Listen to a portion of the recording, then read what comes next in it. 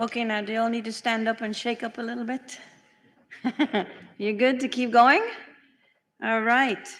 So I'm going to introduce you to the next speaker. That's Dave Manouchehri, the security analyst for AI.Moda. Now, David started his professional cybersecurity career half a decade ago after being recruited by the Department of National Defense. He has since worked with the startup Lynchpin Labs, which is acquired by L3 Harris Technologies, and started up his own company. After becoming an independent security analyst consultant in 2020, he has found and disclosed half a dozen Chrome zero days. Aside from his professional experience, he has over a decade of experience with Linux security and being personally targeted by APTs. In his free time, David enjoys researching cybersecurity trends in the industry. So I welcome David Manouchehri to the stage, and don't panic.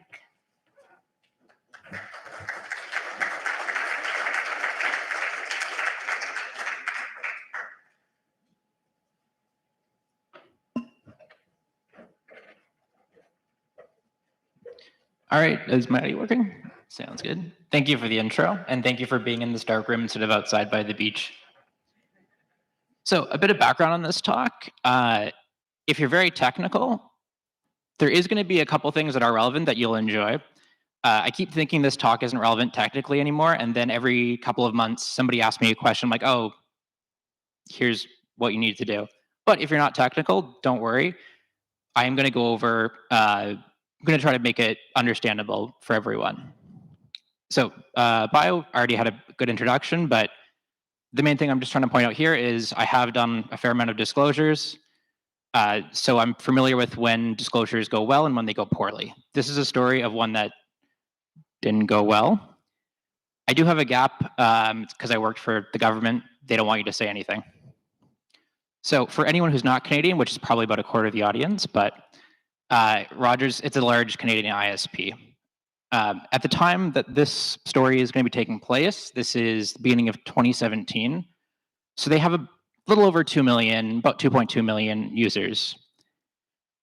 Hitron is a company based in Taiwan. They mostly make like cable modems. So the stuff that you see like Logic have the supplier. Hitron's one of those companies.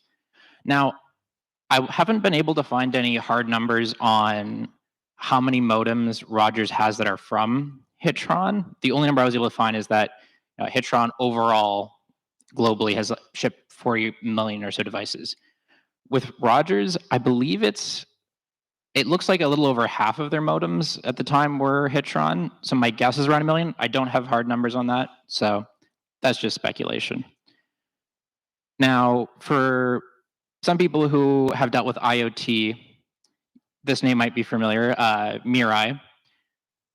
It's not as big anymore. It's a botnet, mostly targeted embedded and IoT devices. And it had kind of its peak in 2016 and 2017. Now, this botnet, in my opinion, was not as impressive or not as scary as it could have been. It mostly was used just to take down websites. The thing that's kind of scary with these type of botnets is even that this particular one only really just tried to do DDoS attacks. If you have a botnet like this, you can do a lot more than just take down websites. If you have a botnet that is, everyone's modem, you can do a fair amount of stuff. Now, you can't see like encrypted traffic, but you can still determine, what websites every single person's visiting. Even with SSL, that's still possible. So this particular botnet, in my opinion, wasn't as scary as it could have been, but it's scary knowing that it could have been a lot worse. Mirai is also interesting because the source code was leaked, so you don't have to do any fancy reverse engineering, which I don't like doing. So I promise this is the only code graph, and you don't even really need to pay too much attention to it. But the way Mirai works for finding other devices to infect is basically tries random IPv4 addresses on the internet. So just randomly tries an IP address and checks, it tries two ports. It tries port 23 and 2323. And it just randomly tries to pick those. Not very advanced, but surprisingly, this works. Remember that number 23 and 2023. It will come back later. And I'm going to go over a bit about what code injection is. So, and don't worry, I promise this all ties together. So this is a tweet I put out where usually like on a modem, if you don't work for the ISP and it's not, yours, usually you're not supposed to be able to run commands on it. So command injection is a class of vulnerabilities where you're able to run commands on something that usually shouldn't. So this command injection, for this to work, you have to be locally on the network. So this is not remotely accessible. It's only if you're on the same network. Now, I know there's a few of you who are probably judging a little bit that I tweeted this. Don't worry, I did Google it first. One of my friends actually disclosed it like a year before I did. So this was not the first instance. This had already been known for quite a while. I was a bit disappointed when I thought I was first, not even close. Now, when my friend disclosed it, he didn't make a sarcastic tweet, so it got ignored. Turns out sarcastic tweets do get responses very quickly. So within a week, Rogers had fixed this issue, which was kind of surprising to me. I'm like, oh, I guess people do sometimes read stuff, but only on Twitter. Now, I'd forgotten about this, moved on, and I tweeted this, I'll explain what's going on here. So you have, I think everyone for the most part is familiar with what an IP address is. Now there's basically there's IPv4, which is what everyone's used to, 1.2.3.4. And there's also IPv6. IPv6, it's a much larger address space. People often forget about it. It does exist. It's not as commonly used, but yeah, it is there. So what this is the firewall on this particular device, on this modem, they had forgotten to configure the firewall rules for IPv6. They had done it for 4, but not 6. Now, also in this tweet, again, I didn't put it in there, but for the IPv6 part here, this is only accessible if you're on the local network. So I'm able to now reach Telnet on port 23. But again, only if I'm on the local network. So on a scale of like 1 to 10 about how big of an issue this is, I would say like 1 or 2. It's just like an initial, you would still have to, be on the network, which is usually, once you're on the network, then you don't really care about attacking the modem. So yeah, again, a 1 or 2. It's only just a minor misconfiguration. They blocked it on IPv4, but not IPv6. Now, here's my disclaimer slide. Everything I've talked about before here, I can prove it. It's fact. Everything after this point, this is speculation. This is before Canada had a mandatory disclosure law. So this is from all the slides on. Here's my recreation. You be the judge. The times match up suspiciously. So it's speculation, but it probably happened. So after I made that last tweet, it seems like probably somebody at Rogers panicked a little bit. It's like, oh, no, like this must be a serious issue. We got to do something. So here's my guess of what happened. So they saw this is the original thing that I tweeted, where you can see when you connect to through IPv4, you can see that Telnet is open. So they saw this, was like, okay, we got to fix this. We don't want to see open. All right, so they changed the port. So now port 23 shows is closed. Great, mission accomplished. Here's the thing, though. What the actual issue is, and you don't need to worry about most of the syntax here. Their firewall rules, and this is my recreation of what I assume it is they were blocking port 22 and 23 for IPv4, but the firewall rules are different between IPv4 and IPv6. So the issue was not the port number. Changing the port is wasn't really the issue. All they had to do is just have those exact same firewall rules for the other for IPv6 as well. That's all they had to do. Now, the thing is I can still change. I don't have to scan for 23. I can just check 2323, and yet now it's still open. Changing the port did nothing. And not only did it do nothing, because their firewall rules were for IPv4, we're only blocking port 22 and 23. Now it's accessible via IPv4 as well. So they've opened it up to the local network, which is not great. They've also now opened it up accidentally because their firewall rules, they changed the port and they didn't change the firewall rules in IPv4.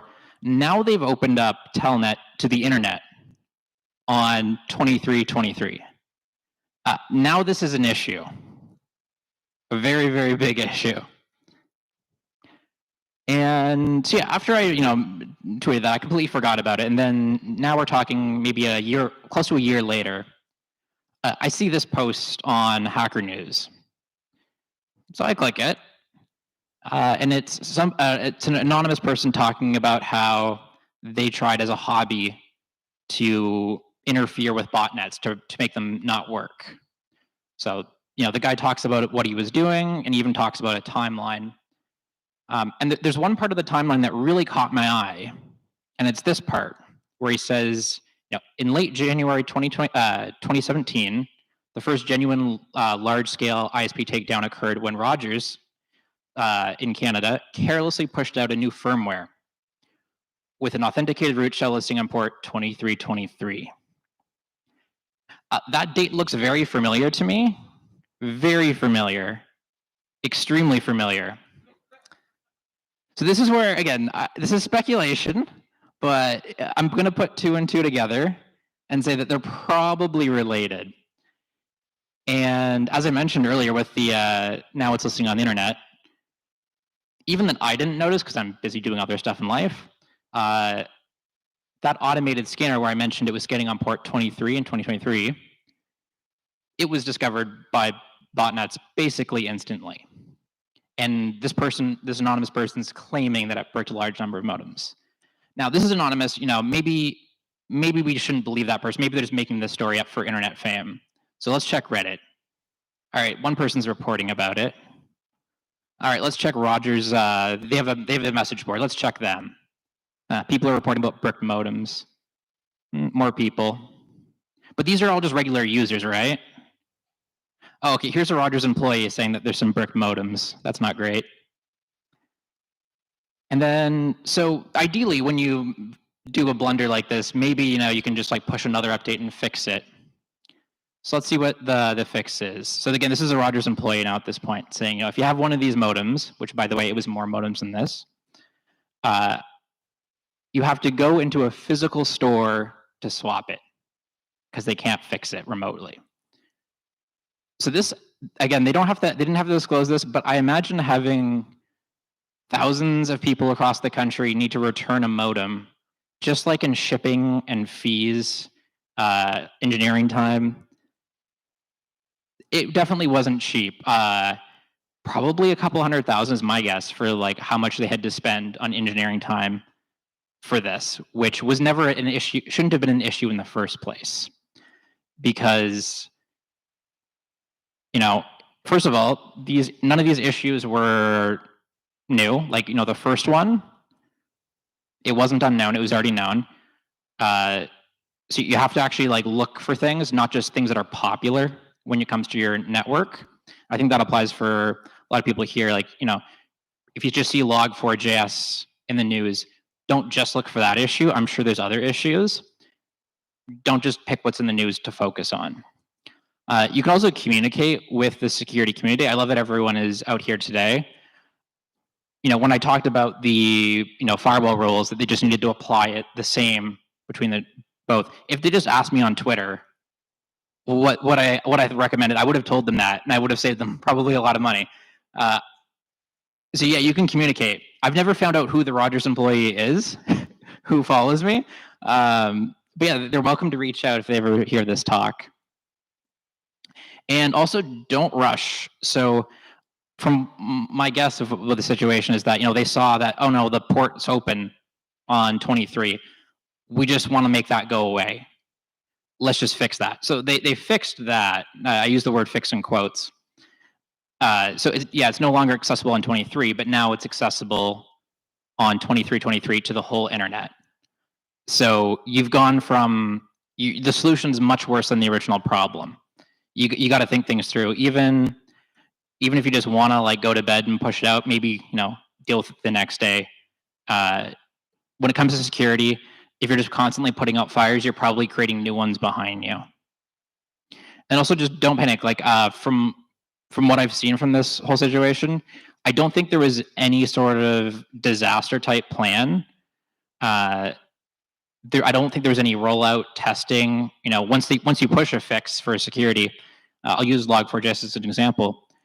Once you have rolled it out to your environment, how do you are you actually checking to make sure it is rolled out and it is solving the problem that you want to solve? If you don't have a plan, you're probably going to panic and brick thousands of your customers' modems. Yeah, that's my talk.